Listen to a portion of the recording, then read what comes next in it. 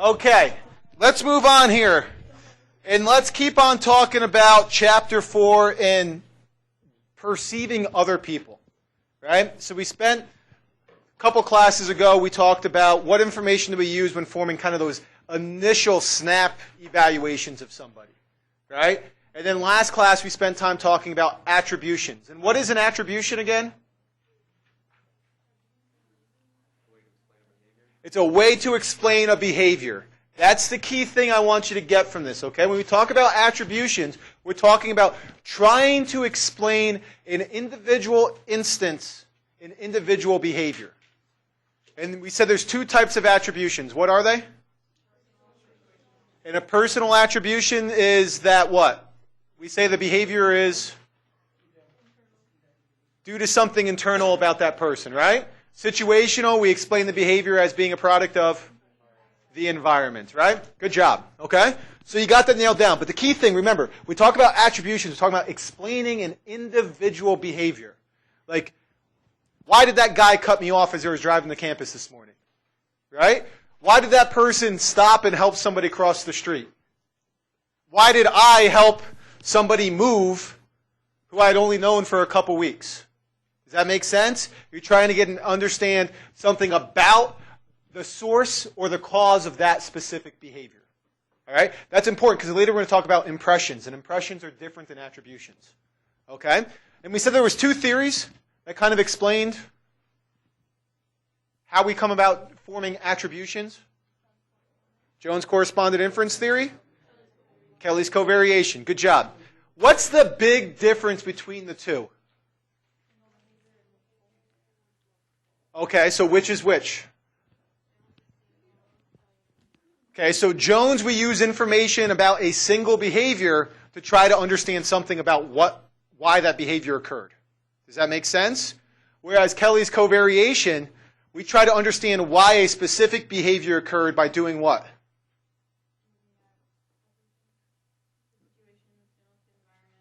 Not everything, looking at what? A lot of behaviors. Okay, I don't want to say everything, all right?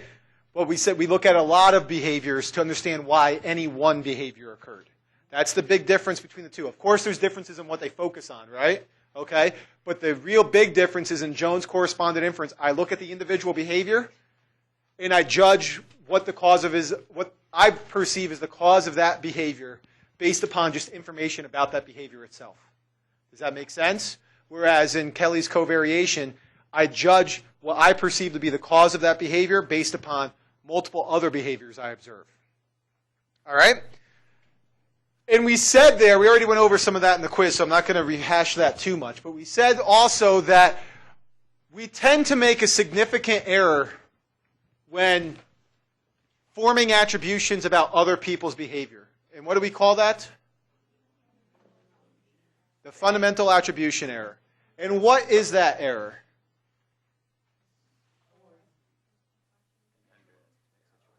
When doing what? Explaining behaviors of whom? Of other people. When we are explaining behaviors of other people, when I'm forming an attribution about why somebody else did a behavior, I overestimate what? Their personal factors, and I don't give enough weight, and sometimes I don't even pay attention to the situational factors at all. Right? That's why the first thing that we said the other day is, that person cut me off. Why? The first thing that pops to the mind is, they're a jerk. There's something wrong with that person. Does that make sense? We tend to jump to that conclusion automatically. Now, do we always do that? I know, I'm not going to ask you if you always do that, because of course, individually, we never do the bad thing. Okay? But generally speaking, do humans always make that quick personal attribution? Yeah? Always? Yeah? No? Nobody ever sits there and takes and says, you know what, I think it could be due to the environment? If it's what? If it's foggy? Yeah. Okay, so...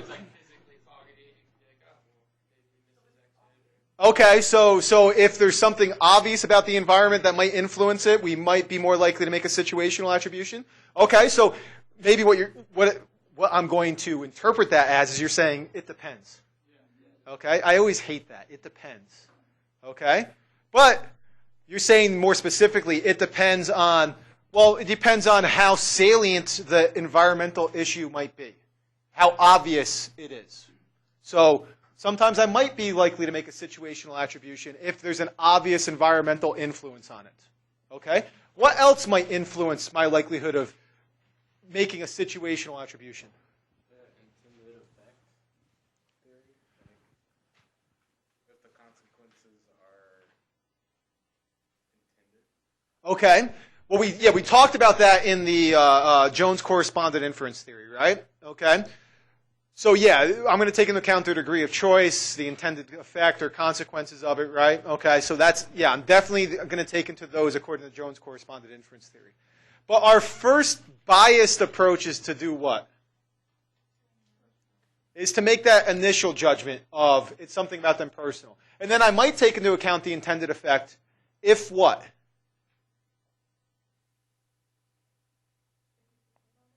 If I think about it more. And when am I going to be likely to think about it more? When I get more information. So if I have more information, if the information is salient or obvious or easy to identify. What else? What about yourself? When might it matter? You've done it yourself? Okay. So that might make it, though, the environmental influence more obvious because you can remember when the same thing happened to you.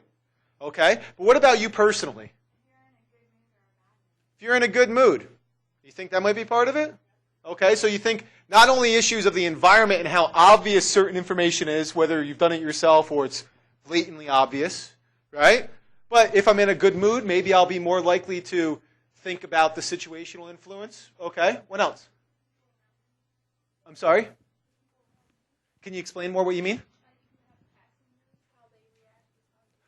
Oh, okay, so if others around me are more likely to make situational attributions, maybe I'll be more likely to do that, so kind of like a conformity effect. Okay? Yeah? Situation might personally affect you, I guess. So would I be more likely to make personal or situational then? You would probably be more likely to come up with the actual cause that's important to you. Okay, so if it's important to me, I'm going to be more likely to do what? Consider both sides. We put more effort into it. Right? Does that make sense? Right? I think we talked about this early in the quarter. Right? What did I say we are? Selfish. Yeah, we're selfish. Yeah, okay, of course we are. You guys are going to leave such a negative perception on human nature after this class, okay? Right? We're selfish individuals, but even before that, we talked about that generally speaking, the reason why so many of these heuristics exist, why the fundamental attribution error occurs, why stereotypes exist, is that we are what? We're lazy. I don't want to use the word lazy. I said a different word. We're cognitive misers, right? Right? We're like Ebenezer Scrooge, right? Scrooge, okay? We're cognitive misers. We don't want to expend a lot of mental energy if we don't have to because we only have a limited amount. Does that make sense? Right? So what we do oftentimes is rely on these shortcuts or these easy outs, right? The fundamental attribution error actually occurs because it's one of these shortcuts. Does that make sense? All right? So all these other factors are going to influence my likelihood of looking at situational influences, right? How salient is it? Has it happened to me before? Social environment can have an effect, right? How important it is to me, right? Because if something's important to you, what are you more likely to do? Care more. And from a cognitive perspective, what are you more likely to do? You might use some of those scarce cognitive resources because it's important to you. Does that make sense? If it's not important to me, I'm not going to waste any time, energy into it, right? But if it is important, maybe I will put in that extra effort, okay? And that's what we want to talk about here this time, all right, is that when we talk about forming attributions of people, there really is kind of a two-step model for how we come about forming attributions of another person's behavior. And what this basically boils down to is automatic and deliberative processing. Automatic processing is something that occurs what? So what does that mean? It's instant, and it doesn't require much thought or effort at all, right? That's that cognitive shortcut that I was talking about. We're cognitive misers. We engage in automatic processing all the time. We're going to see later on that stereotypes are just another application of automatic processing. Okay? It allows me to reach a quick decision about somebody without having to expend any or much cognitive effort at all. Does that make sense? Right? So, our automatic step is a personal attribution. That's the default. The person cut me off because he or she is rude. They're a jerk. Right? That's the easy thing. That's the automatic thing. But, depending upon how obvious the external influences are, how important it is to me, how easy it is to think of times that it affected me, or maybe even my social environment, right? I might be willing to engage in that second, more deliberative step. And that deliberative step requires what? Effort. It's the effortful step. And in that effortful step, that's when I go through and I engage in that more deliberative processing to search the environment for other cues that might be a cause of the behavior. Does that make sense? And then I will retroactively adjust my initial personal attribution to maybe be more due to situational influences. Does that make sense? So the example that's used here, and I believe this example is in the book, is you're waiting at the airline, right? You're sitting there and you're waiting in line to check in, okay? Or, here, let's say that you already checked in, and you're you're at the gate, and you want to see if you can get a better seat, right? So you're waiting there in line, and then all of a sudden, somebody brushes right past you as you're waiting to go up to see the gate clerk, and your initial reaction is what? It's rude. That SOB, he's going to take the last exit row seat, and now I'm going to be stuck with my giant frame sitting inside a small seat with no leg room. Okay? You ever notice, you probably didn't notice, some of the bigger people in the room probably noticed that whenever you're on a plane, you always get stuck next to the other big person. Right? For some reason, it always happens. You small, petite people don't have to worry about that. Okay? But you're sitting there, and now you're pissed because now you're probably not going to get the last exit row seat. And you make this immediate personal attribution. What a rude person. Right? But now you're sitting there and you're waiting in line, and you overhear him say to the gate clerk that he's traveling to his mother's deathbed. All of a sudden, what might you be likely to do? Feel bad, and then say, he didn't cut me in line because he's rude, but maybe why? Maybe he's distracted because his mind's elsewhere. Maybe he didn't even see me. Or maybe, he did cut me in line, and that was a rude thing to do, but he's not a rude person. He's just in a really bad mood, and he's really upset because his mother is passing away. Does that make sense? Right? So you're, in essence, adjusting that personal attribution based upon that situational information that you have. Right? But that requires effort. That requires a desire to want to do it and the ability to do so. Yes? I'm sure everyone has come across people that, something like this does happen, but they just want to stay angry at what happened. Mm-hmm. Is that what you're saying? Like, they don't want to put any effort? Yeah, they might just want to, and this is where the mood thing comes into play, right? If I'm in a negative mood, I'm not likely to make this type of adjustment, right? Partially because if I'm in a bad mood, I definitely don't want to do what? Well, not necessarily be nice, but make effort, right? If you guys are in a bad mood, do you really want to do anything other than complain? All right, we'll talk about that a little bit later on, that, misery loves company and all that, okay? All right? But if I'm in a bad mood, I'm not likely to sit there and want to put in that effort. So since I'm not likely to want to put in that effort, I'm less likely to make that adjustment. Does that make sense?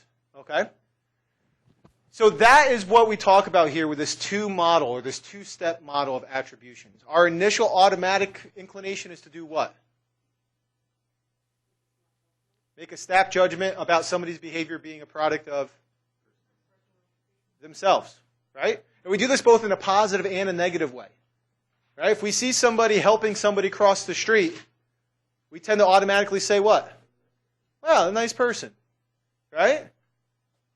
But then we might sit there and realize, oh, okay, well maybe, they're not as nice because I see that, it's the troop leader is sitting there watching them to make sure that they're doing something nice so they can earn their merit badge. All right? That fascist organization, the Boy Scouts of America. Okay? All right? So I might sit there and adjust accordingly if I have motivation to and the ability to. That's the key thing.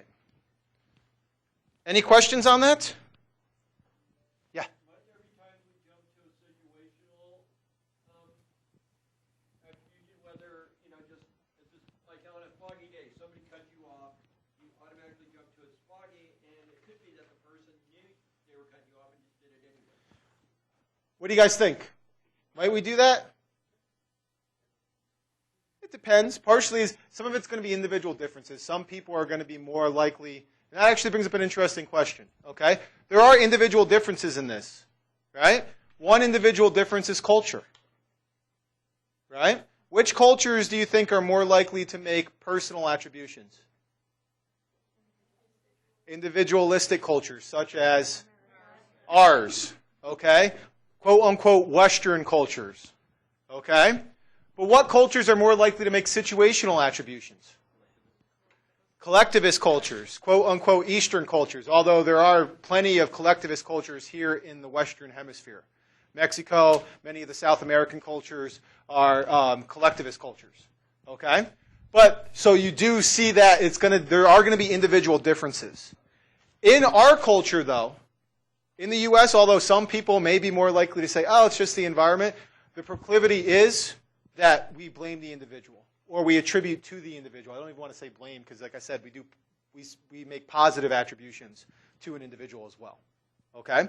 Now, environment does play a role, though. If the situational stressor or influence is really, really salient, it's really obvious, then we might be more likely to make an automatic situational influence, or attribution, because it's so obvious there's a situational component to it. Does that make sense? Okay. So there is research to support this. Okay. We know that people do make these quick impressions based upon a brief sample of behavior. Okay. One of the things in an area of research, this is referred to as thin slicing. You can look at a snippet of behavior less than a second long, and people will form impressions or judgments of a person based upon that small snip of behavior, suggesting then that it's an automatic decision. Right? And we also know that we're more likely to commit the fundamental attribution error when we're busy or distracted. Why would this support this theory? Yeah. We have less cognitive ability to do what? Okay, so according to the two-step model, we have less cognitive ability to do what? So we have less ability to take the time and effort that's required for what? Which part of this model? The effortful step. The second step of this two-step model. Right? If we're busy or distracted, we're less likely to take that second step because we don't have the cognitive ability to do that because that requires cognitive effort. Yeah. Do they try to apply this research to busy work environments? Been applied all over the place. There's places where employees can be irritated all the time. And you think to yourself when I've worked with companies like this, and I think, is this something that can be done? It's annoying to go to work. There's people who are always in a bad mood or don't have, say, that effort and energy. But this is a little bit different than me being in a bad mood because I'm busy. This is saying that I'm less likely to engage in effortful processing of somebody else's behavior when I'm busy. Does that make sense? So what you're saying, correct me if I'm wrong, because what you're asking about.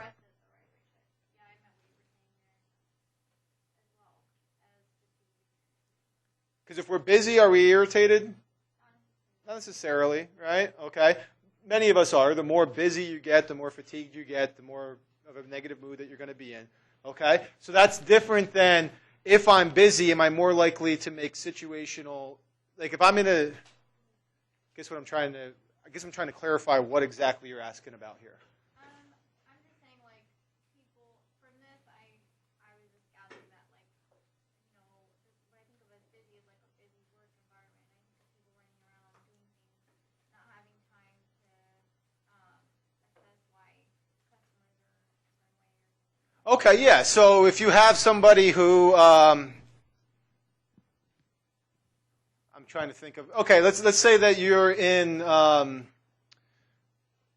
service field. Okay, you're a barista. Okay, or anybody, bartender, anything like that. No, nobody is.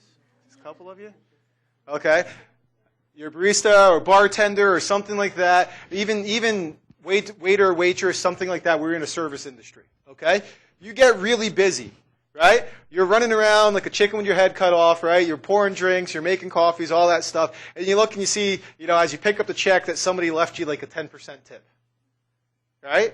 And you're so busy, what are you likely to do? Say, what a cheapskate. What a jerk. Happened the end.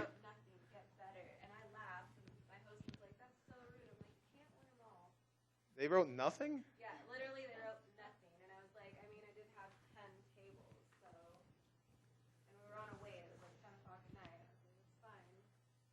But was your initial judgment was what? I laughed. I was like, can't win them all. Laughed? Okay, so you're nicer than we are. Okay. I mean, when I first started, I was, just, how could they? I tried so hard, and now I'm just like... Can't win them all. Yeah. Okay, but you originally thought, okay, they're jerks, but I can't do anything about it?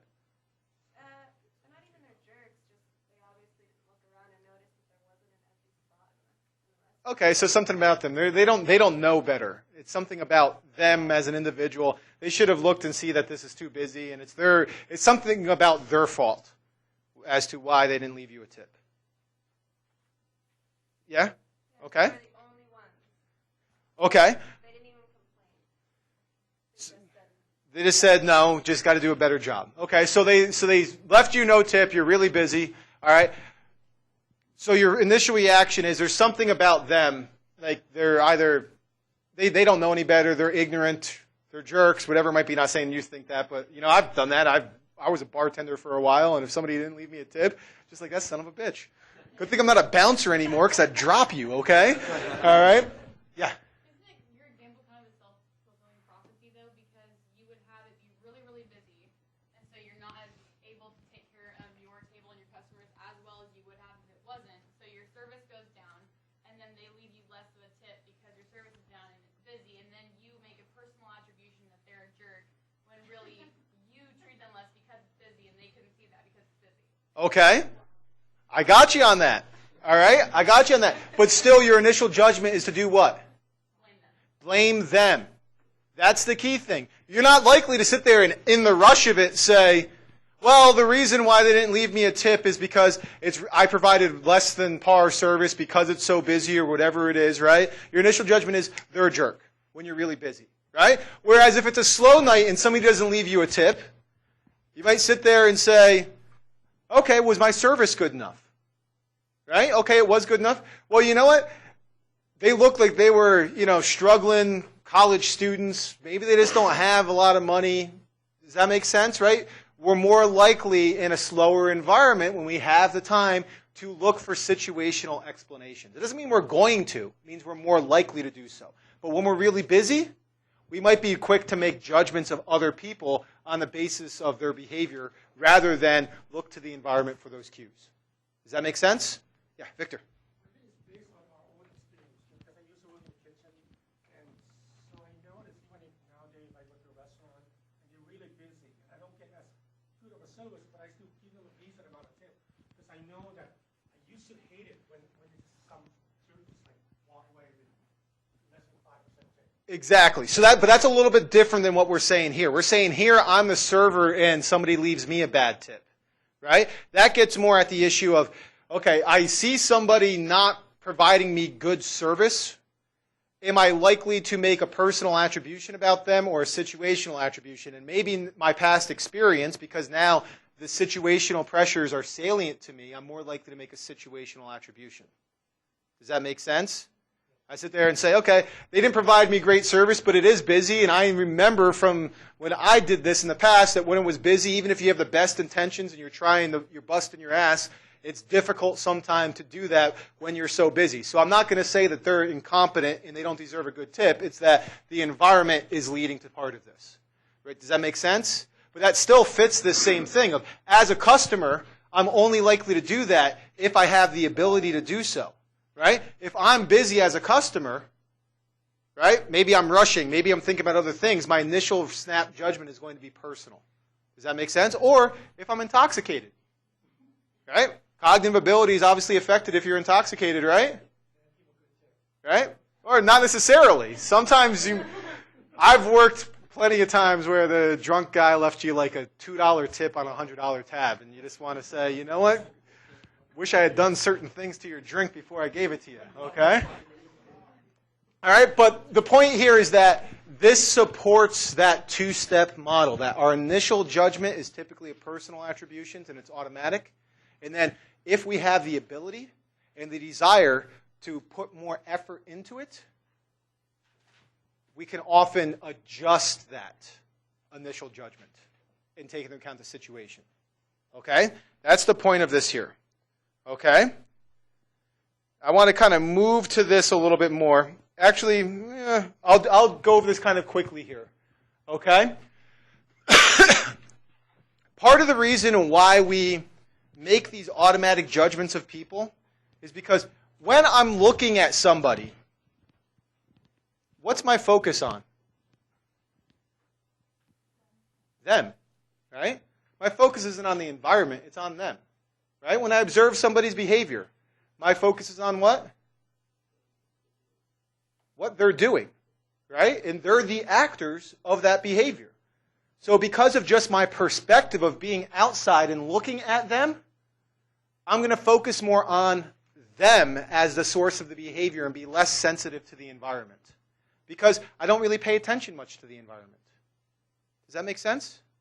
Right? That's also part of the reason why we tend to focus on the environment when determining what caused our behavior, because when we look at things, what do we see? When trying to explain our own behavior, when we look at things, what do you see? The world around you. Do you see yourself? Unless it's on video, you don't see yourself, right? So you're not the conspicuous target of your observation. So therefore, the environment is more obvious to you. Does that make sense? The same thing when you're observing somebody else's behavior. When I'm looking at his or her behavior, I'm actually focusing on him or her. So therefore, obviously, I'm going to think that they're the source of the behavior because that's who I'm paying attention to. Okay? An example of this comes from research on interrogations and confessions. I think did I ask you guys in this class before, how many of you would ever confess to a crime that you did not commit? Okay, right? And we tend to think what? You wouldn't do it, right? So if you guys watch a confession made by somebody or provided by somebody, you're likely to do what? You're going to believe it, right? If you watch a videotape of somebody sitting there and saying, yes, I shot him, what are you likely to do? Think that that person shot that individual, right? So confession evidence, especially videotaped confession evidence, is pretty damning in the courtroom. Does that make sense? Right?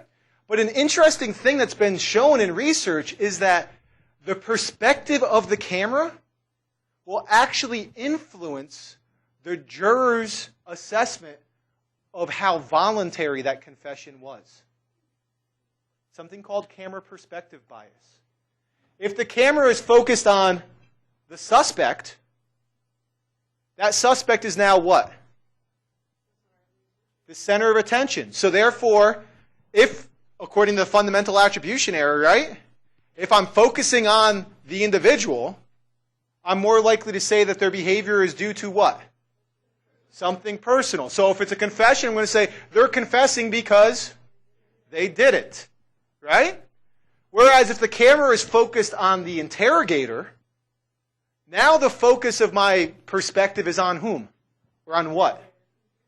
The interrogator, and in this, the interrogator is part of the situation, the environment. And if I'm paying attention to the environment, I'm more likely to make what? A situational attribution. So in the course of this interrogation or confession, I'm going to be less likely to believe what? That he did it, because now I'm going to say, well, even though he's confessing, there's possible influence from the environment on him. Does that make sense? Something as simple as camera perspective can influence our perception of the interrogation of somebody. All right?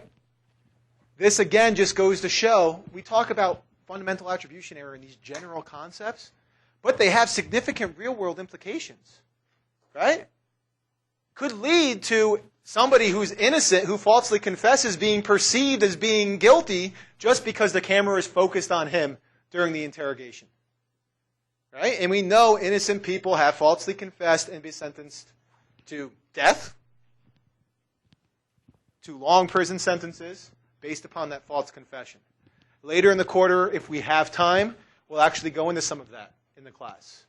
If we don't have time later in the quarter and you're interested in it, then take 421 or 422, because we go into that a lot more in those classes. Okay? So, that's the last thing I want to focus on here. Okay? We talked about cultural things. I want to skip to this integration component here so we can finish up here and get into the chapter on stereotypes. Any questions on attributions?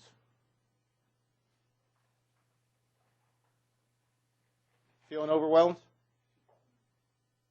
No? Just a smidgen? It's good to have a smidgen. You don't want it to be too easy. You don't want it to be too hot. You want the Goldilocks, right?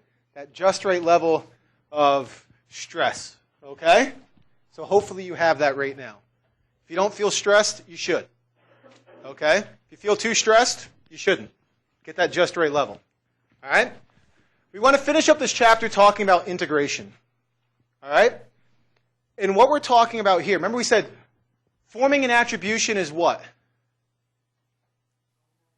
Well, it's automatic. Yeah, I realize that was a vague question the way I asked it, okay? So let me rephrase it, okay? We say that attributions are what? Judgments about what? About an individual behavior, about a specific behavior, right? So that's what we talk about when we talk about attributions. But impressions are what?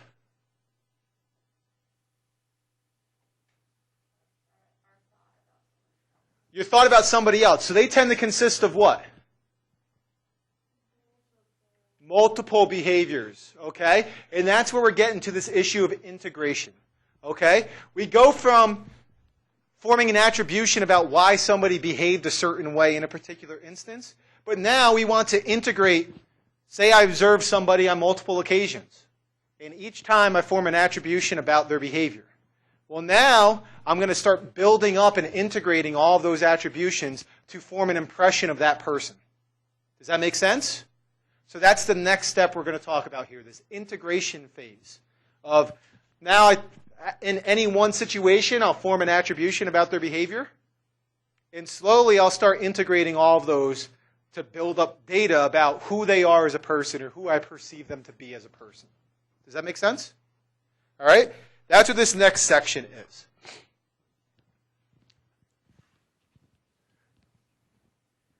Now, I'm going to kind of skip over this thing when we talk about arithmetic because I know you guys like math so much, as evidenced by last week's class, okay, with Mr. Collins. All right. Anybody ever think that it'd be cooler if his name was Tom Collins? Have to be bartenders or like 50-year-olds to know what I'm talking about there, okay? All right. So we're getting over the arithmetic aspect of it, okay? We're going to combine these personal attributions into a single impression of a person, right? Does that make sense? Okay? That's your goal, is to try to determine what you think about somebody, and you're going to combine all these individual instances to do that. And the question is, how do we do it?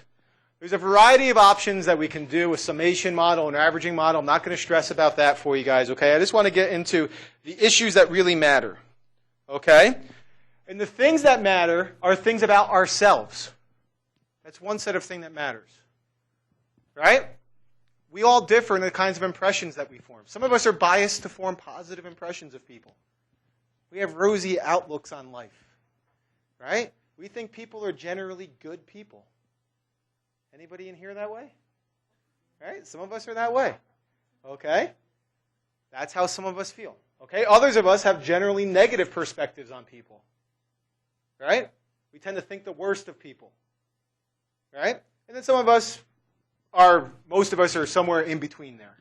Does that make sense? Right? So obviously, my personal bias and outlook on people in general, should that influence the impression I form about any one person?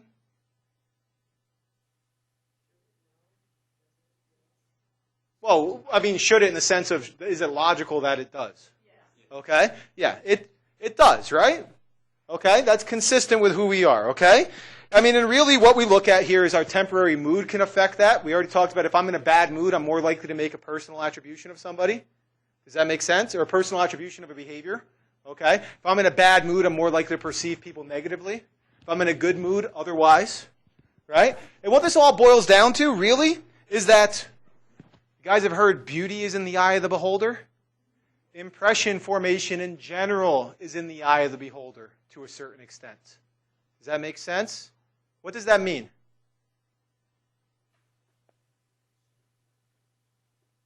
Yeah.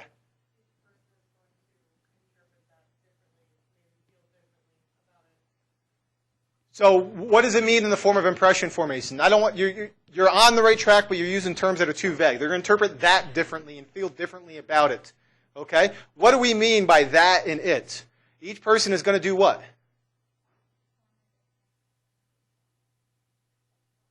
Each person is going to form a different impression of what?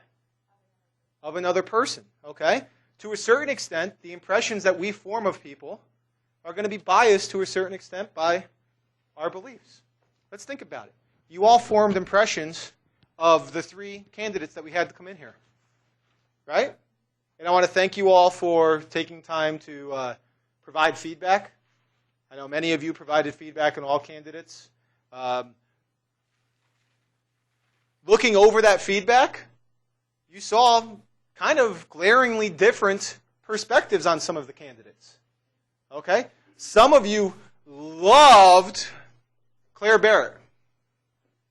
Others did not like Claire Barrett at all. Okay, an issue will come up when we talk about stereotypes here in a little bit. Okay? But it's all the same behavior, right?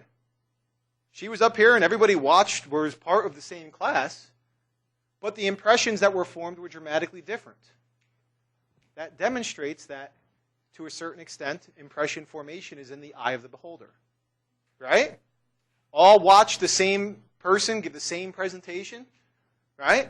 But reach dramatically different impressions. Form dramatically different impressions. Okay? You know what? Let's try this. And then from here, let's start with this. We'll talk about a topic, and then we'll take a quick break. Let me find it. I got to sift through mounds of paperwork. Okay. I'm going to ask you to remember this list of words. It's a memory task. Okay? You ready? I'm going to read off the list of words to you, and I'll be nice, and I'll read the list twice. Okay? You're not supposed to write them down now. You're supposed to try to remember them. You can't. If you write them now, you're not remembering them. You're just writing them. Okay? All right? So I'm going to read it off. Don't write them. Your job is just try to remember them. Okay? Ocean, moon, tree, chair, salt, surf, fire. Here's the list of words again. Ocean, moon, tree, chair, salt, surf, fire. Okay. Now I'm going to ask you to do something, okay? I want you to write down for me on a sheet of paper a brand of coffee. A musical group or singer. A brand of laundry detergent. And an athletic event. Just write down one of each of those categories. Brand of coffee, a musical group or singer, a brand of laundry detergent, or an athletic event.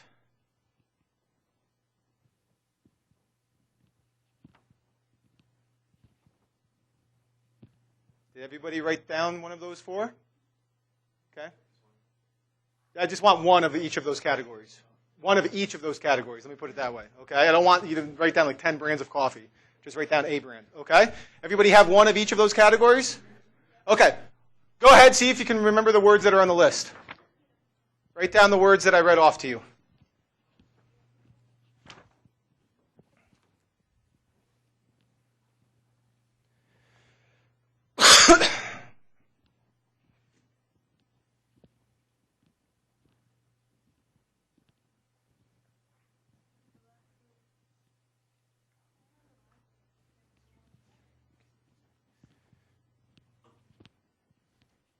Everybody write down the words?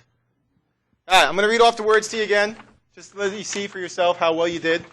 Okay? Here were the words, and I'll read them in the order I read them to you initially.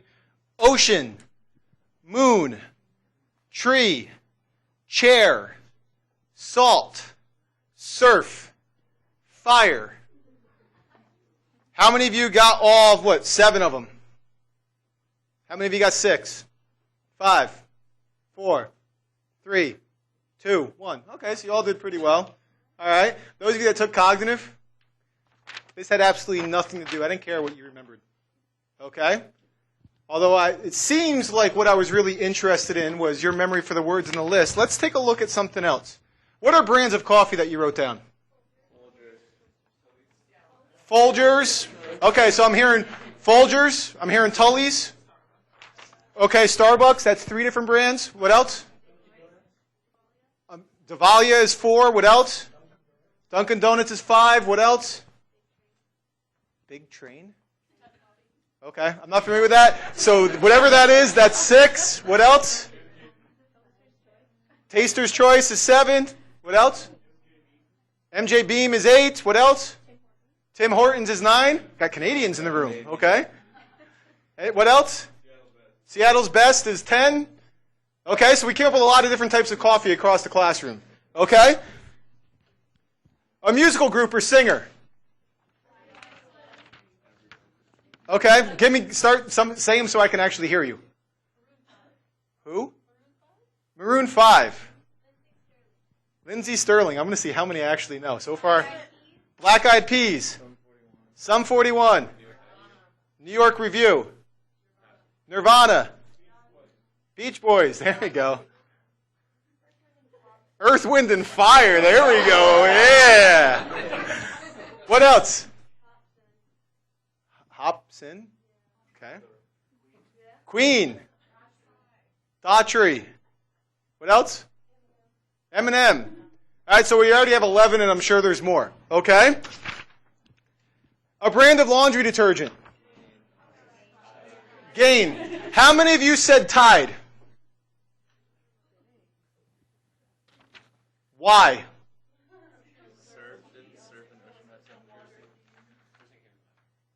Because the words I gave you primed you specifically to think of Tide.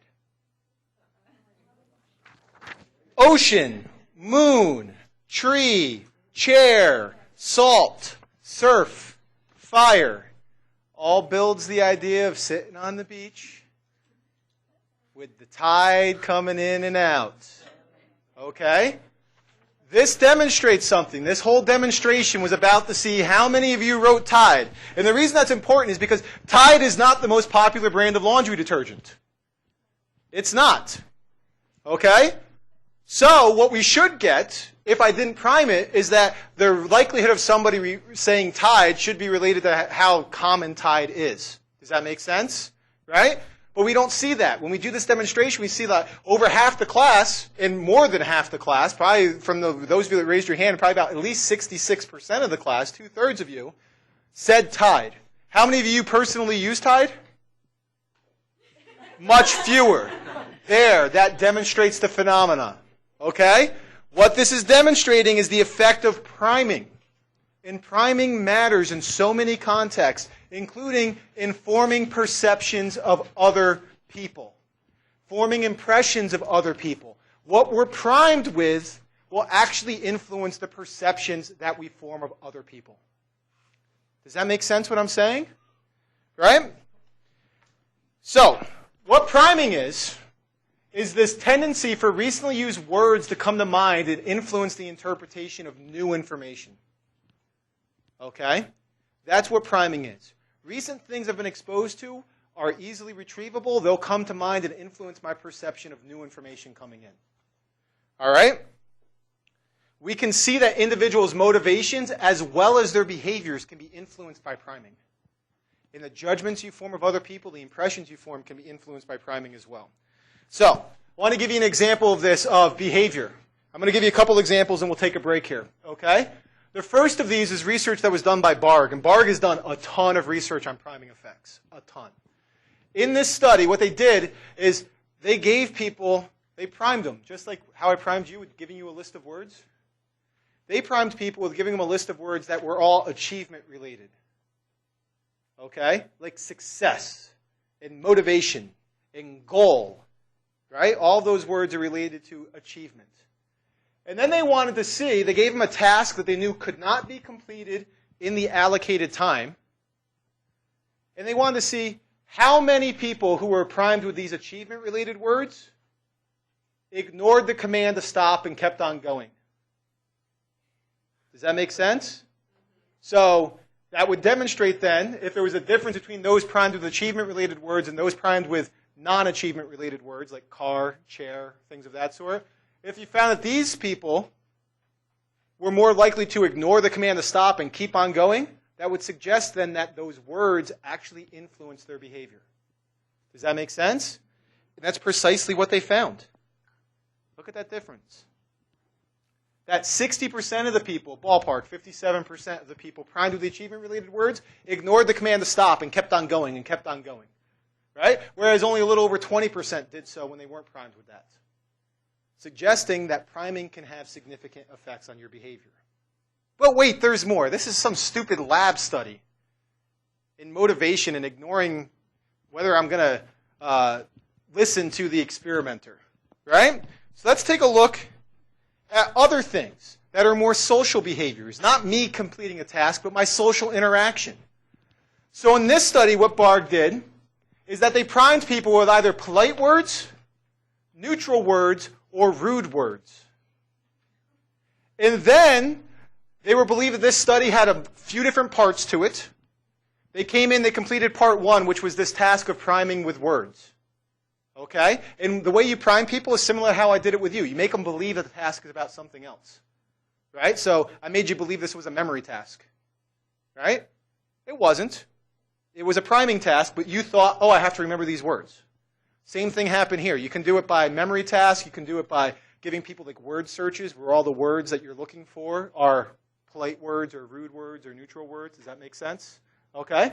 And then when they were done with that, you told them, once you finish this task, come on out and see me and we'll continue part two. Does that make sense?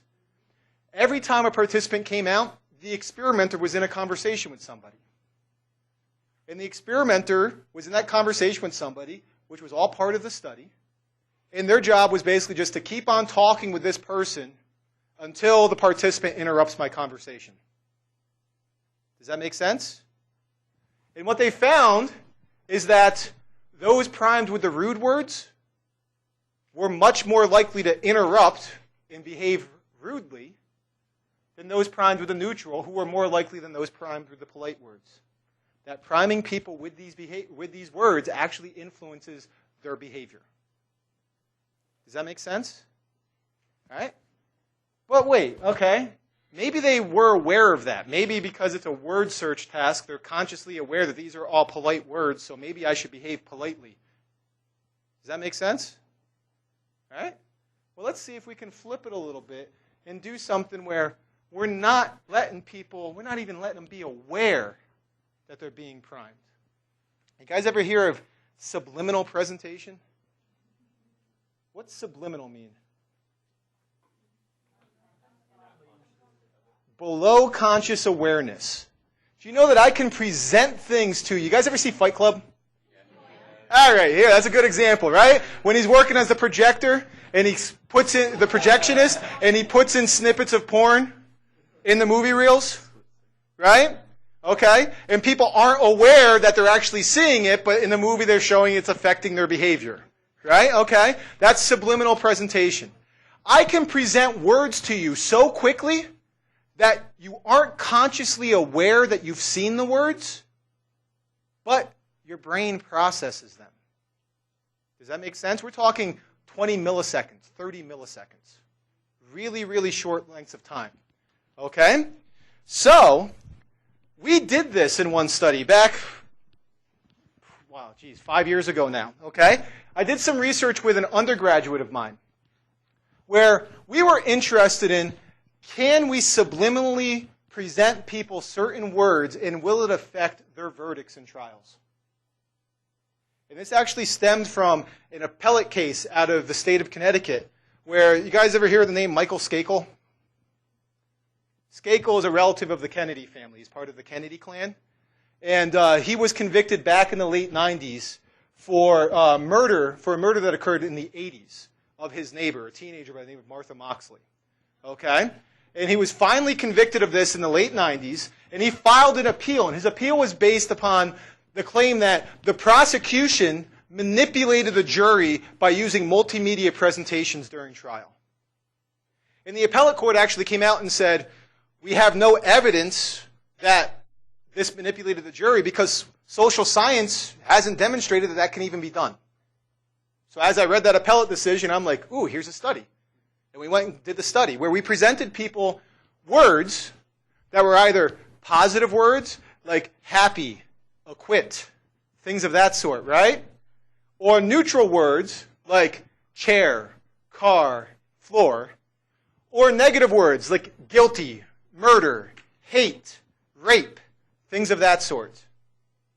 And we presented them as the participants read the case on a computer screen, and we presented them so quickly that they weren't consciously aware that they saw these words. We wanted to see what effect would that have on their verdicts. And what we found, now this is a civil case, this is not a criminal case, but what we found is that those primed with negative words were more likely to find in the favor of the plaintiff. So they were more likely to find the defendant liable, right, than those primed with neutral or positive words.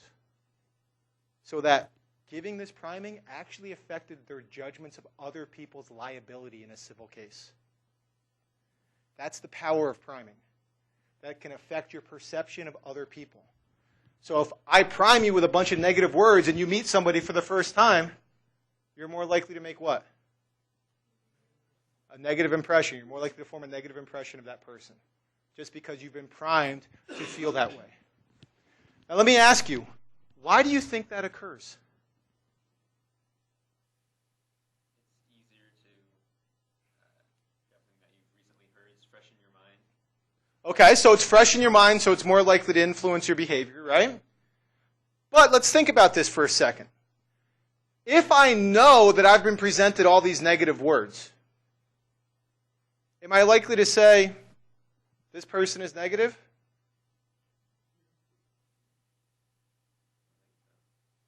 Why? Because I can say, You say that somebody's trying to either manipulate you or you're aware of it's happening so you can kind of go around that. I'm aware that it's happening, so therefore I can say, well, I feel negative, but it's probably because of these negative words, not this person.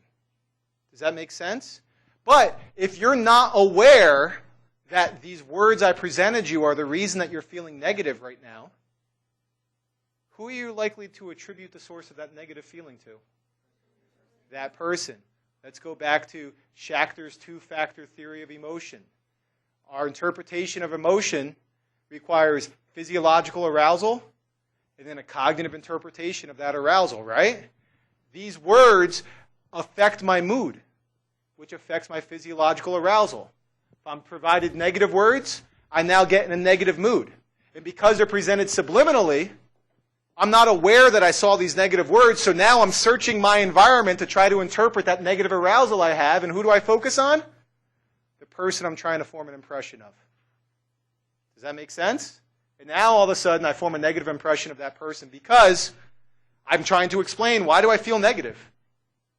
Why do I have this negative feeling? Or conversely, I'm presenting all these positive words. I'm in a good mood. Why am I in a good mood? They must be a cool person. Does that make sense? Priming can influence the impressions we form of other people. All right, let's take a break here. When we come back, we're going to finish up talking about some other aspects here, and then I want to move into stereotypes, okay? So let's take a few-minute break.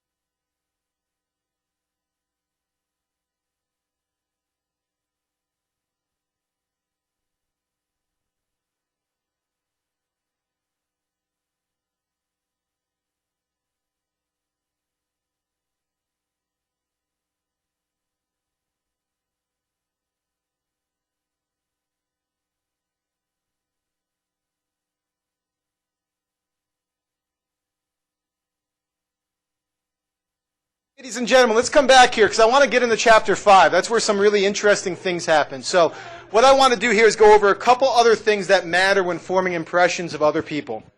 Okay? We talked about observer characteristics, or the perceiver characteristics, the person that's forming the impression. And we know that their individual differences are going to affect that, right? Whether they're generally positive people, generally negative. We also know that transient moods are going to affect that, if I'm in a good mood or a bad mood. We can also see priming effects that are going to come into play on that as well. Okay? Now we want to talk about some target characteristics, some aspects of the individual that we're forming the impression of. And the key thing that I want to talk about here are related to the traits that we're inferring about the person and the order in which we receive that information. Now we know that all traits are not created equal. What do we mean by this? What's a trait? Some characteristic or aspect of the individual, right? Okay, give me an example of some traits that you might learn about somebody. They're funny. They're kind. They're happy. They're judgmental. They're smart. They're attractive, and so on. Are all traits equal? No, some traits carry more weight than others when forming impressions of other people, right? So it doesn't really matter. Actually, I should say, give me an example of traits that matter more than others. Honesty. Funny. Trusting. Or trustworthy, I guess I should say. Trustworthy. Okay? Attractiveness. Okay? Right? That tends to weigh more. We judge a book by its cover a lot, right? They could be the nicest person, but if they're not attractive, we don't tend to like them as much. Does that make sense? Right? So there's certain traits that we weigh more heavily than others. So that's one thing that matters, okay? And we know that the balance of the trait affects our impact more in the impressions. What does balance mean? I say emotional balance. What does that mean? Not strength. Rather, nope. You guys ever heard of the valence of something, emotional valence? That just means if it's positive or negative. Okay, so it's not the strength. It's whether it's a good thing or a bad thing. Right? And we tend to demonstrate this trait negativity bias. What do you think that this means? If we hear a negative trait, we're more likely to form a negative impression, even if it's surrounded by a bunch of positive traits. Exactly. We have a bias towards interpreting people based upon their negative traits. Does that make sense? We could know 20 positive things about this person, but if I hear they're a murderer,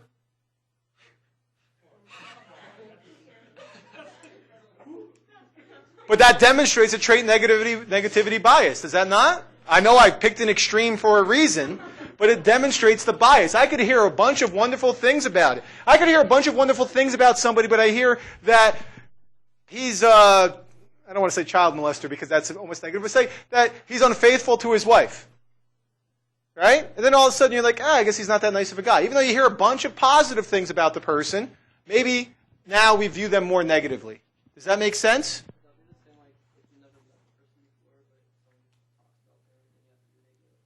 Exactly. We still form impressions of people that we haven't met. That's probably a good point to bring out, right? We can form impressions of people before we've actually met them based upon the information we get from somebody else, right? We still integrate that information to form a judgment or form an impression of somebody, even if we've never met that person. Okay? But the point here is that negative things are weighed more heavily than positive things. And this is a general bias that we all tend to show. Even the most positive people are likely to weigh negative traits more so than positive traits. All right? Now, one thing that came up here are these implicit personality theories. And this is going to be relevant when we talk about stereotypes as well. You guys know what an implicit personality theory is?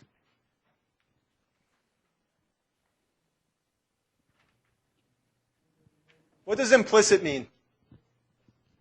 What does implicit mean?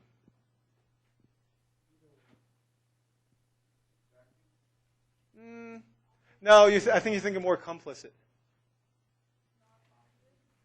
It's not that it's not obvious. Implicit just means kind of just general. It's sitting there. I guess you could say it's not obvious. Okay? We don't have to verbalize it. We just have these general theories about people's personalities. And what this means is not just about an individual's personality, but about personalities in general, that we tend to think that certain traits go together. Right? If I hear that somebody is kind and loving, what else do I assume they are? Honest, trustworthy, friendly, right? Do you see that? All we heard was 2 traits, but now we automatically assume that they have all these other characteristics as well.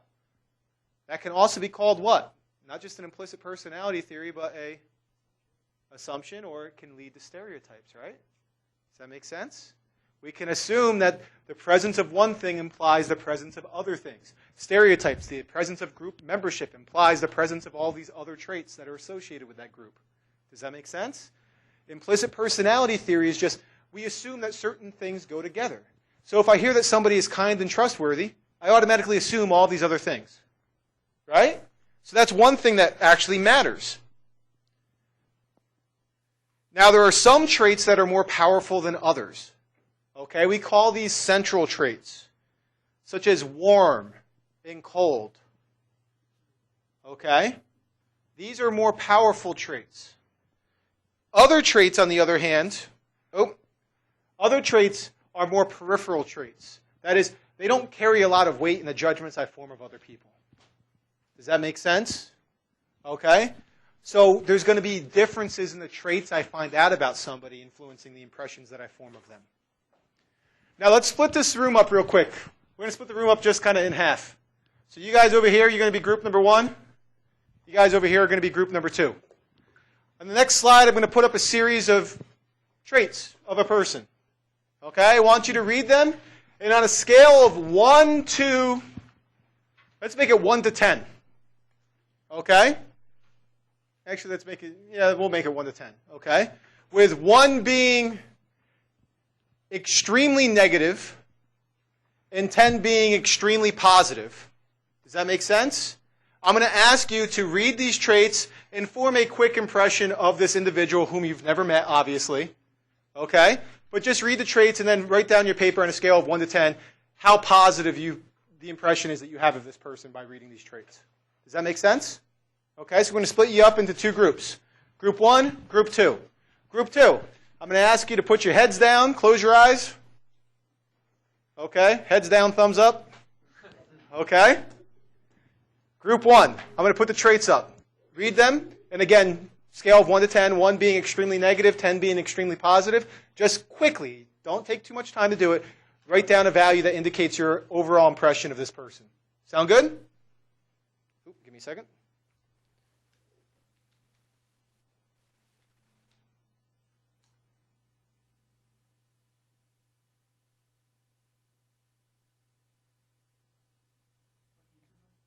No, the overall impression of this person based upon all these. Should be doing it faster than you're doing it. An overall impression. Okay? When you're done, heads down, close your eyes. Group 2, heads up, open your eyes. Same thing. Scale of 1 to 10. 1 being extremely negative, 10 being extremely positive. I want you to read these traits and form an overall impression of this person.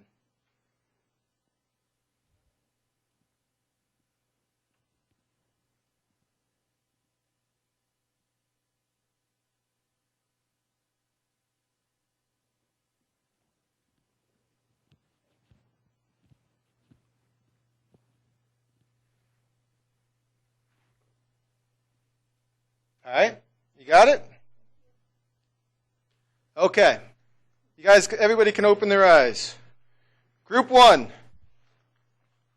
Give me a second here. I want to say 10, 9, 8, 7, 6, 5, 4, 3, 2, 1. I'm going to do the same thing here. 10.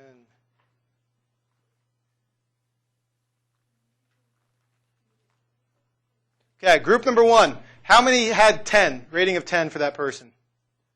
How many had ratings of 9? 1. How many had ratings of 8? 7. 1, 2, 3.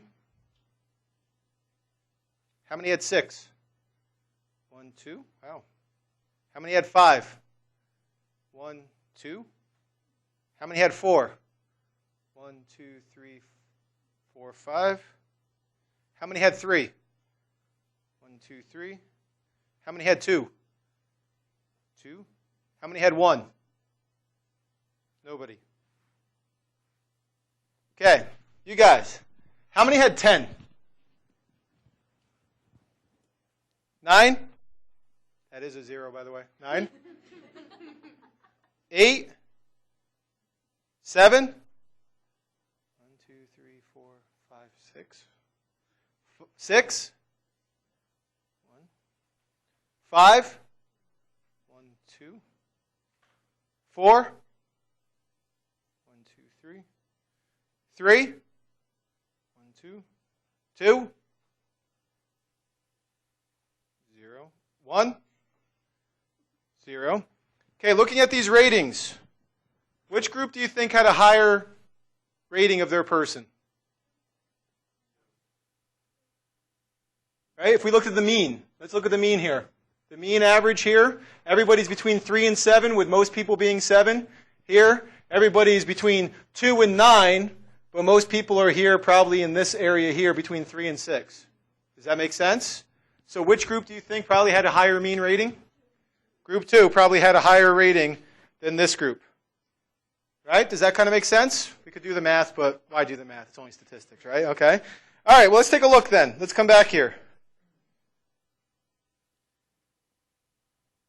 What's the difference here? The order in which these things were presented. But they're the exact same list of words, aren't they? I know you didn't do what is normally found, okay? But it does demonstrate something. What does it demonstrate? Not the person you see, but what? The order in which you provided information influences the judgment that you make about that person. Does that make sense? Although it didn't match what Ash found, where Group 1 had a higher rating than Group 2, we did demonstrate a difference across groups. That order of presentation, or the order in which you received that information, had an effect on the judgment of that individual. Does that make sense? So that's what we're seeing here. Excuse me. Is that the same information, just getting it in a different order, can affect the impression that you form of the person. Yeah, I was just going to say, to be fair, my original was a lot higher when I read it in order than I had to think about it more. I thought about it too long. Well, that's what I just said. You guys are taking way too long. Right? So that's what I'm saying. You guys, that's what I said. You guys are taking way too long. Make these judgments more quickly, okay? All right? So we probably would have found, if I had limited you to say you have to make this judgment in a couple seconds, we probably would have seen the expected effect. Does that make sense? Right? But still, this does demonstrate that phenomenon that the order in which we receive information matters. Okay? Now, this can occur for a variety of reasons. One is the primacy effect. I'm just going to go through these quickly because I want to get the stereotypes. Okay? Is that we have a tendency for early information to have a stronger influence on our judgments of people than later information. Does that make sense? Okay? And this occurs for a variety of reasons. It might be simply that, let me get to it here, we stop caring. Right? We're cognitive misers. I hear something about somebody, I hear something else about somebody, and I say, that's enough. I know enough, they're probably a good person. Does that make sense? So the later information that comes in, I don't really process it that much because I don't need to. Does that make sense? Okay. Another issue that we get here, another explanation, is a change of meaning. And what we mean by this is that certain traits have different meanings depending upon what you already believe about a person. Right? So, let me get back here. So, an example that I want to bring up here is, say that you first hear that somebody is kind, trustworthy, and then you hear that they're calm. What does calm mean? What do you think that means about that person? They're kind, they're trustworthy, they're calm. What does calm mean? Even-keeled, right? What's that? Level-headed. boring maybe, mature maybe, right? But that's what you think calm means. What if you hear that somebody is cold-hearted, calculated, and calm? What does calm mean? What's the calm before the storm?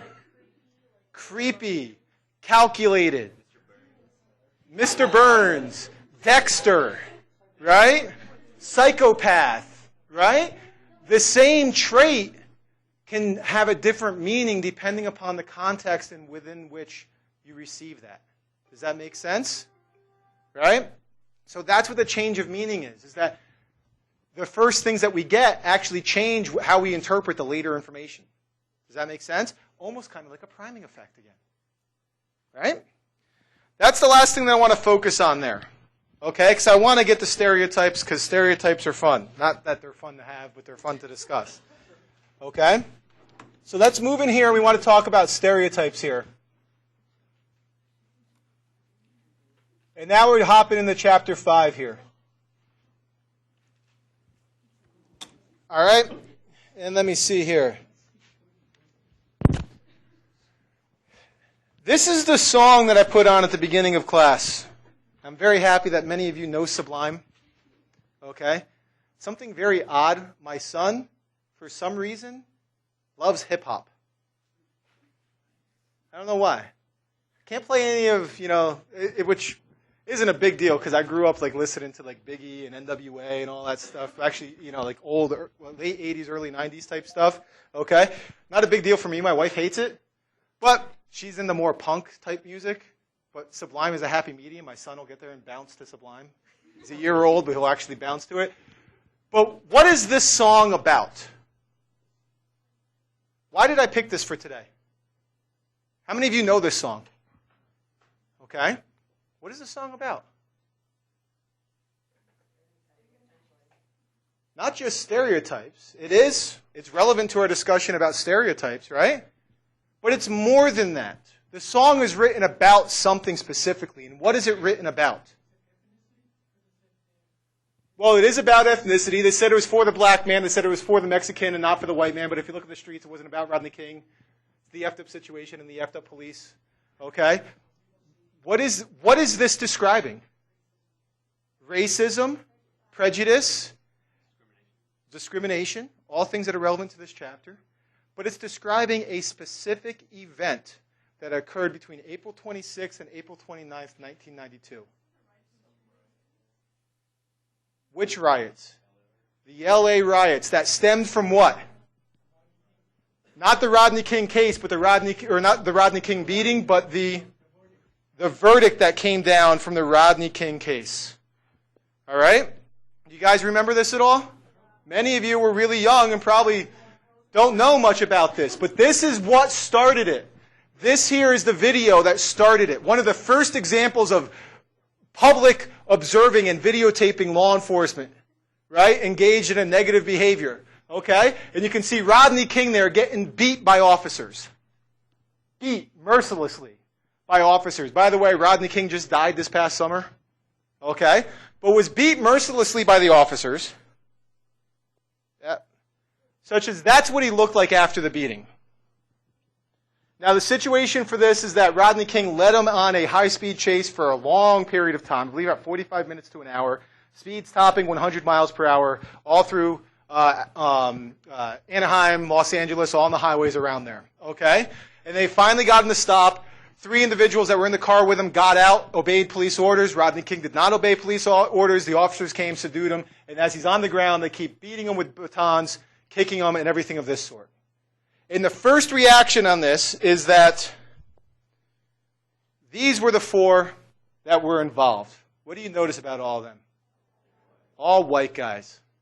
So all of a sudden the first reaction is what? This is a race issue. This is racial. This is about racism. And so these officers were charged. What happened? All were acquitted on state charges. Every last one of them was acquitted. And what happened based upon that acquittal? The LA race riots of 1992. Right? Where you had what Sublime talks about there. 3 days of rioting in Los Angeles, in Long Beach, in Compton, in East LA, rioting all over the place, right? All stemming from this one instance in which they said it's about race. It's about race relations, and justice wasn't seen to be done by the people. Okay? To give you an idea, they were all acquitted on state charges. Okay? They were brought up on federal charges. Kuhn and Powell were convicted on federal civil rights violations and sentenced to 30 months in prison, but Briseno and Wind were acquitted on federal charges.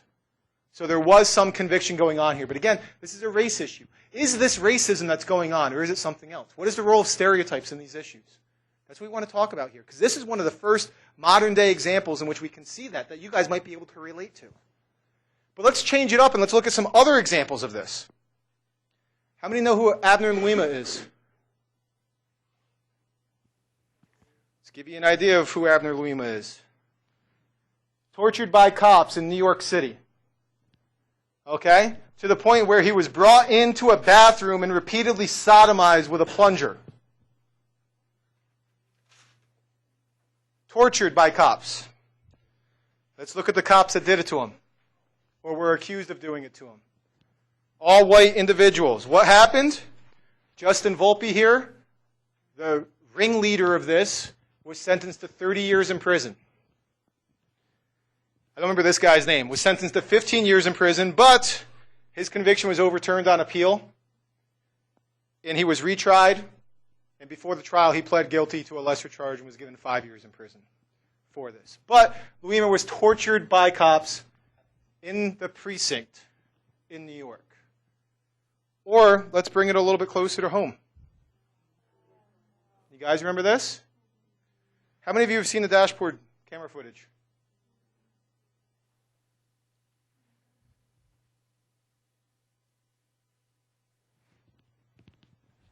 Let me see if I can get the... Hey! Hey! Hey! Put the knife down!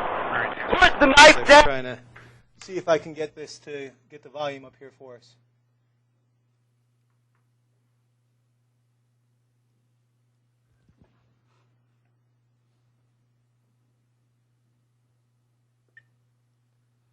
Okay. Hopefully this will play. The volume's important to hear. That's why I'm trying to get it up for you.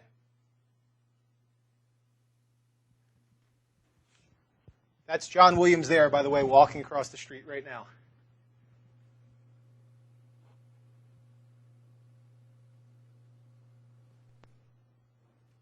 Oh, come on. Give me a second here. I got to figure out why the volume isn't working. This stuff is killing me here.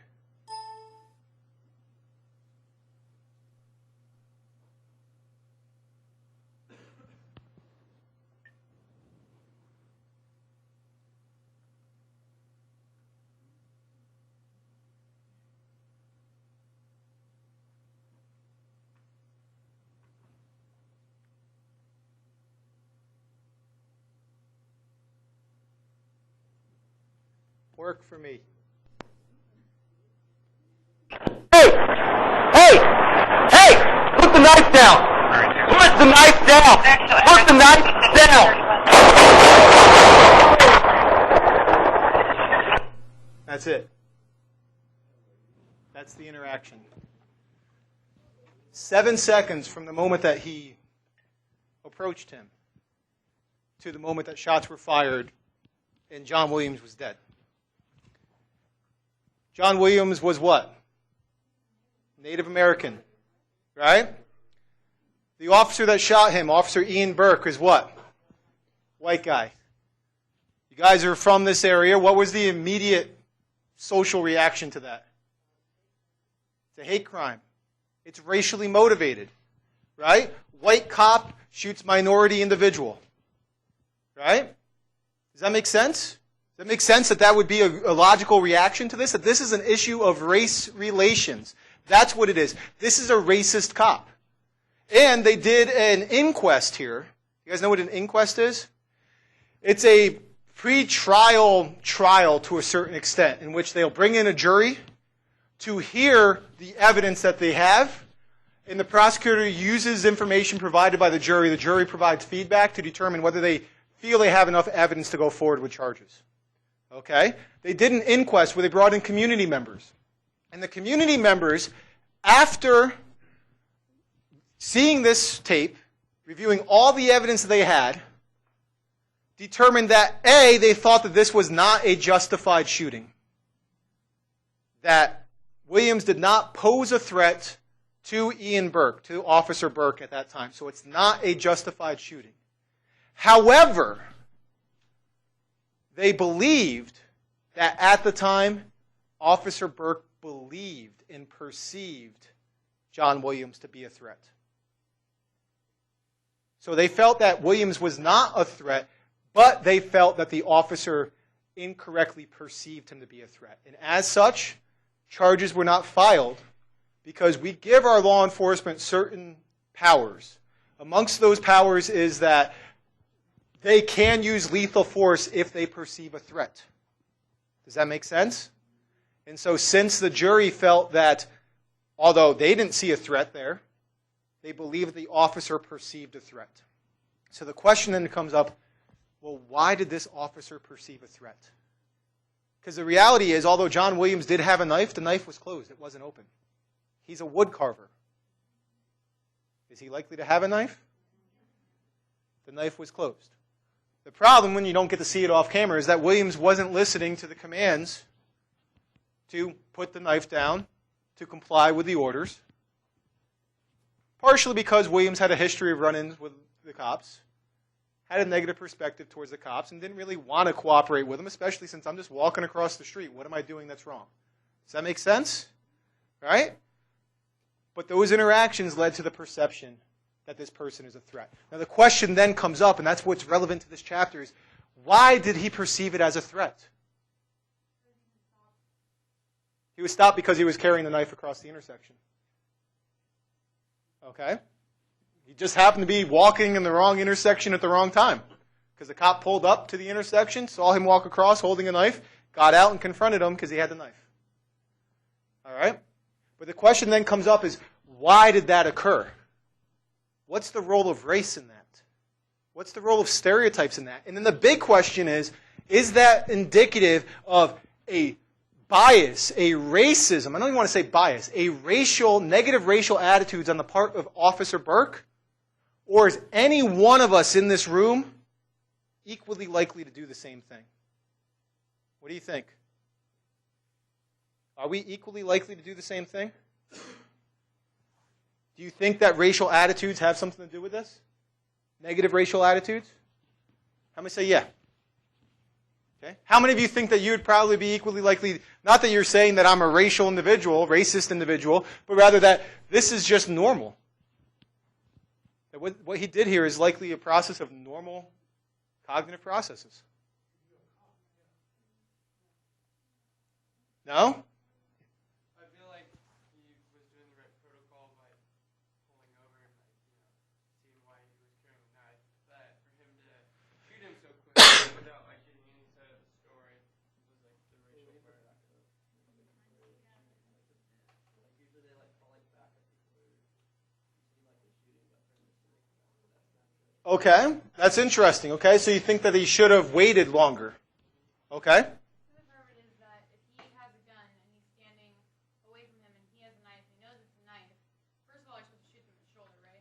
No. No? Well, unless he was charging at him with a knife, threatening, with it open, ready to come at the officer. How many times did he shoot him? 5 times? 3 or 4 times. 3 or 4 times? First of all, shooting that many times, especially if it was non-threatening. Let's clarify a few things here, because this is normal. This is normal here, okay? Law enforcement training. Do you want to talk about what law enforcement training is in a shooting situation?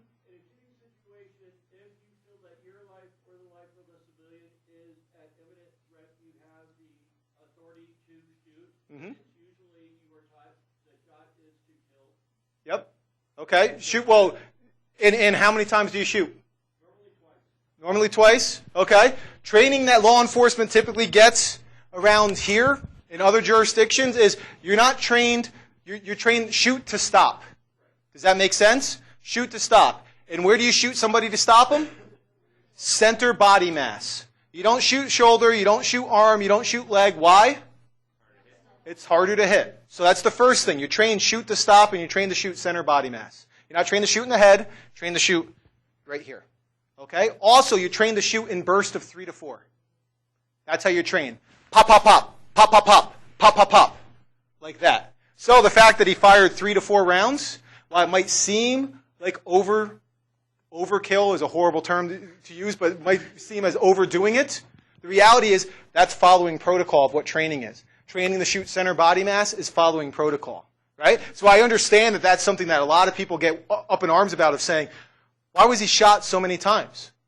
Right? And why didn't he shoot him to maim him, or why didn't he shoot him in the hand or the leg just to get him down? Because they're not trained to do that. So my question for you is less about how many shots were fired and did he have to shoot him in the torso, but more about the decision to shoot itself. Does that make sense? Yeah. He's been on the job for less than a year.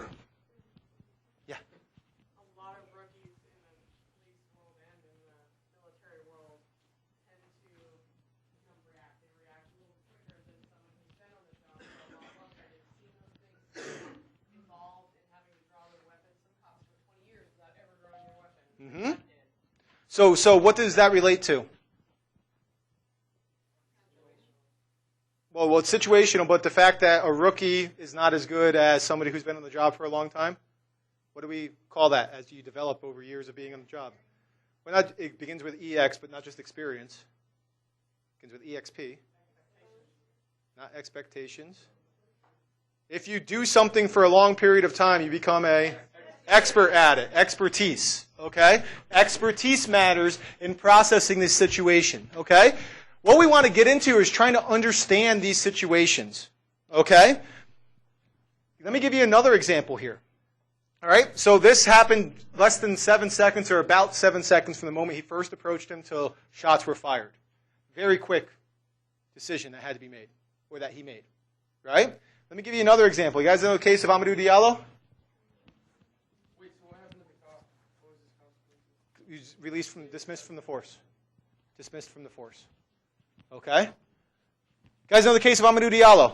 We're going to talk about this a little bit later on. But if you think the John Williams case is bad, here, case of Amadou Diallo. Let me give you a thumbnail of it. We'll talk about it a little bit later in the chapter. Diallo was an immigrant to the U.S. This was in the Bronx, in New York, 1999, I believe. Okay? In the Bronx, he's hanging outside of an apartment building, standing out on the vestibule, late at night one night.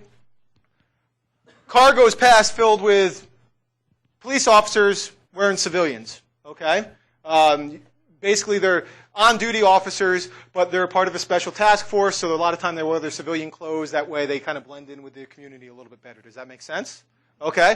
So a bunch of cops go by riding in their car, okay? They see Diallo hanging out on the front vestibule. And they sit there and they think, okay, there's been a string of robberies going on in this neighborhood. Home and burglaries. Robberies type thing, okay? That's what I should say, burglaries, not robberies.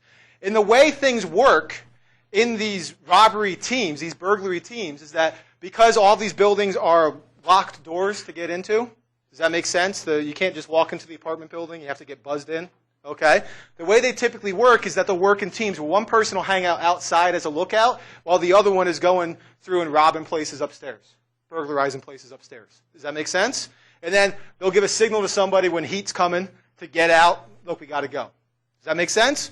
So there's been a string of burglaries going on in the neighborhood. They see Diallo hanging out there on the front porch. So they start driving past. They slow down the car a little bit. They see Diallo hanging out there. And Diallo watches them go past, just like you might do with any car that's driving past slowly. Does that make sense? The cops sit there and say, boy, he looks like he's scoping out this place. That maybe he's being a lookout. We should probably stop and approach him. Does that make sense? So 4 cops get out of the car. Diallo, black, immigrant, doesn't speak English very well at all. Okay? Sees 4 white and Hispanic individuals get out of the car, tell him, stop what you're doing, stop, stop, police, police. But Diallo doesn't speak English very well. Diallo turns around and makes an effort to get back into the apartment building. But, what did I say was with the door of the apartment building? It's locked. So the way to get into it is he has to pull out his key card, and put it in the door to get himself back in. Does that make sense? So he pulls this out. This is late at night. The only light's coming from inside through the vestibule. Cops sit there, see him reach into his pocket, pull this out. What do they think? He's got a gun. They open fire. 41 shots later, Diallo is dead on the ground. They come over, they look at him, no gun, just his wallet sitting on the ground next to him. 41 shots. Okay. Well, is it extreme? Well, let's think about this. 4 individuals shooting. Okay. What? Who's fired guns before? Actually, I don't want to ask you that. Okay. I don't want to ask you that. Okay. Anybody who knows how physics work, if I fire bullets into a brick vestibule, what might happen with those bullets? They might ricochet. And ricochet might do what?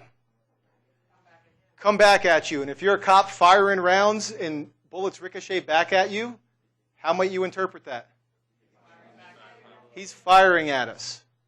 How might you also interpret it if one of the guys with you all of a sudden falls down? He got shot. I need to keep firing. Okay? 41 shots later, to the point of, in autopsy, some of the bullets actually entered through the bottom of his feet, so they shot him while he was laying on the ground. 41 shots. Black, African, actually I don't think he's Haitian, excuse me, but black, immigrant, white, Hispanic cops. Is that racism? Is it? Or is it normal cognitive biases that we would all be likely to engage in? What do you think?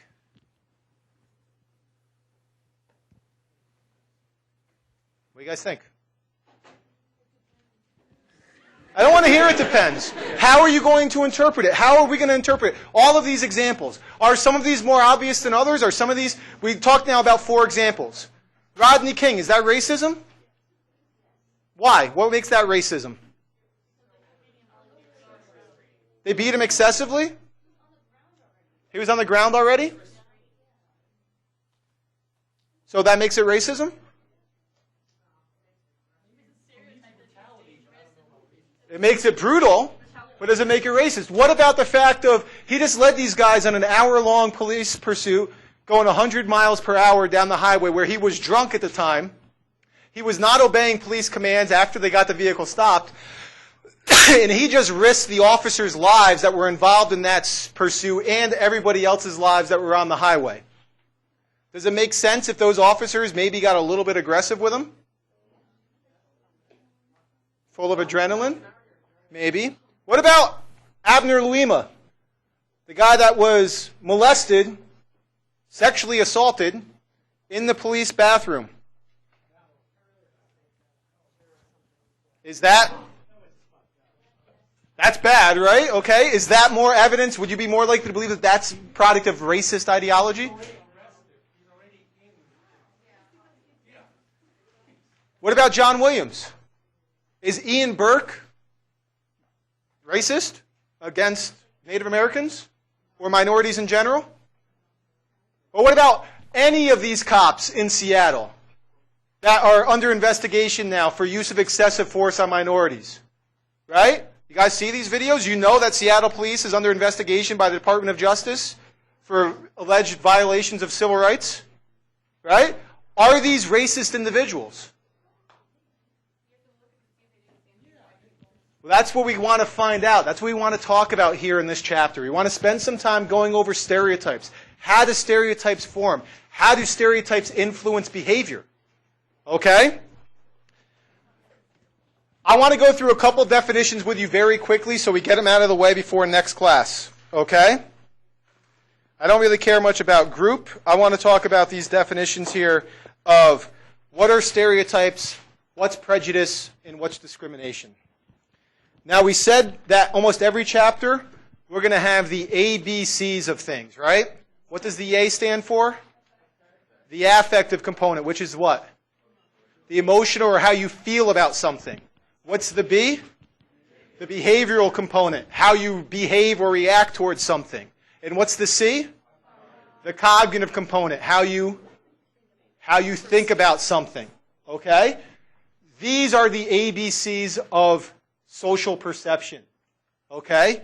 Stereotypes is the cognitive component. What we believe about a group of people.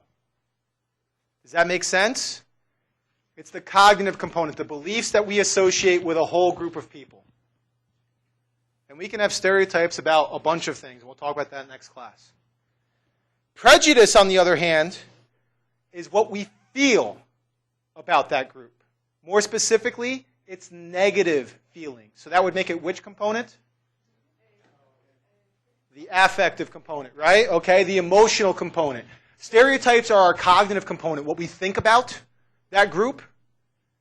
Prejudice is a negative feeling towards members of that group based upon their group membership.